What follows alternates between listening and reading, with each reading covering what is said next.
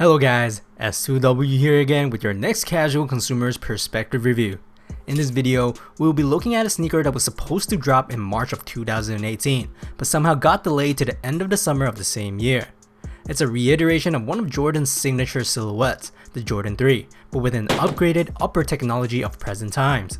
Today, I have the Air Jordan 3 Flyknit here for a review.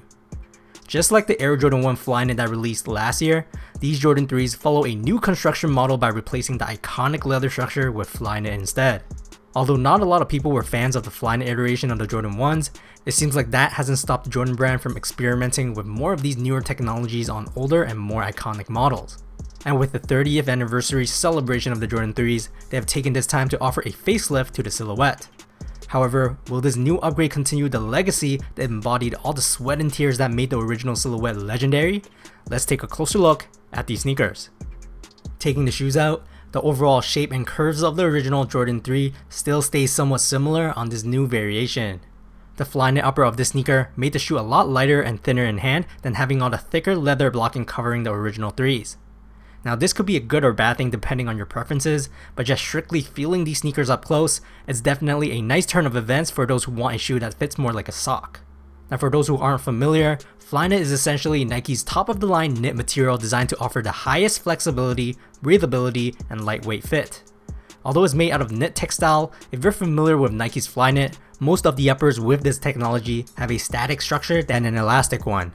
Same goes for this shoe, where the overall textile feels more on the durable and supportive side, especially with the addition of the reinforced elephant print toe guard at the front and heel counter at the back. Because the whole shoe is drenched with a black and dark gray color combo, you won't really see all the bumpy and intricate patterns unless you're up close. It does offer the sneaker a little bit extra subtle detailing, but because of this textured construction, the surface of the upper does feel undefined by touch, but regardless, both sides of the shoe stay symmetrical to each other visually, so the shoe can look as uniform as it can get. Looking at the top of the sneakers, the shoes came laced up with flat wax laces that allow a tighter lacing setup, which passes through black eyelets at the side profile done in tough plastic, which all contributes to the durable structure of the silhouette. We'll then see a separate puffy tongue right under, done with a texturized surface up top, with also a camouflaged Jumpman logo embroidered at the center as well. At the back of the shoes, we have the familiar back rubber heel patch with a short heel pull tab up top, done with another Jumpman Air logo debossing on it. Inside the sneakers, we will see they have opted for an internal layer of fancy leather lining right at the walls of the ankle, Achilles, and tongue region. These areas are continuously well padded around here with a nice smooth and comfy finish, making the shoe a lot more premium than it looks. The separable but glued down foam midsole is also made out of leather as well for a more deluxe adaptation, decorated with another Jumpman logo at the heel portion of the surface. As for the midsole, they have kept the same foam compound with Air Max sole cushioning seen through the air windows at the heel. Most of the midsole also have a glossy finish for that reflective appearance, while under the midsole, we will have an icy looking outsole grooved with many shapes, indents, and curves that all point to an increase for traction.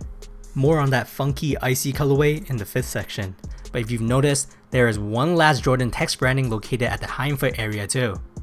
Anyways, here are some Air Jordan 3 Flyknit fit footage. Sizing wise, I went true to size and they fit pretty great. It's not as bulky, heavy, or snug as the leather constructed 3s, but then again, that's what made the 3s great to begin with, so it's tough to say if these are better or not. At the end of the day, it all comes down to preference. Personally, I think they were better executed than the Jordan 1 Flyknits, maybe because the tonal black colorway has hidden all the bumpy layers of the knitting, but the overall appearance still looks pretty original. If you want the design of the 3s, but with a more flexible, lightweight, and thus comfortable fit on feet, this silhouette would be it, as most original Jordans made out of leather is honestly more of a fashion statement nowadays than a day-to-day casual shoe. Not saying this Flyknit variation has better cushioning, as it does not, it continues to feel solid on the ground like all Jordan shoes made with durability in mind. Only the updated upper material on this pair has improved the overall feel on feet. The weird looking colorway of the icy bottom is like that because it actually glows in the dark. I'm pretty sure someone out there will compare this sneaker to the KAWS 4 like me, but I respect glow in the dark shoes, as I just love the idea of how it'll stand out especially in the dark. Truthfully speaking, the chances for the sole to be bright is actually very slim unless you've exposed the sole to a source of light for a very long time, so it is more of a gimmick at the end of the day. Regardless, it's a nice little extra feature that makes your shoe or fit stand out, and I'm all for that. Price wise, these were $265 Canadian before tax. somewhat of a standard pricing for most Jordans here in Canada. Again, like I've mentioned earlier, if you want to wear a Jordan that's easier on feet, then Flyknit iterations are the ones you'll want to look out for. As always, throw me some likes if you liked this video and let me know in the comments what you think about these. Although they sold out here in Canada, I believe it was still a tough sell because Jordans were popular because of its leather origin, and most of the time, the original foundation is what keeps people loving the silhouettes. Are people ready for change yet and accept newer possibilities? That will be an interesting trend to see what the Jordan brand has for us to keep being relevant. That's it for today. S2W signing off.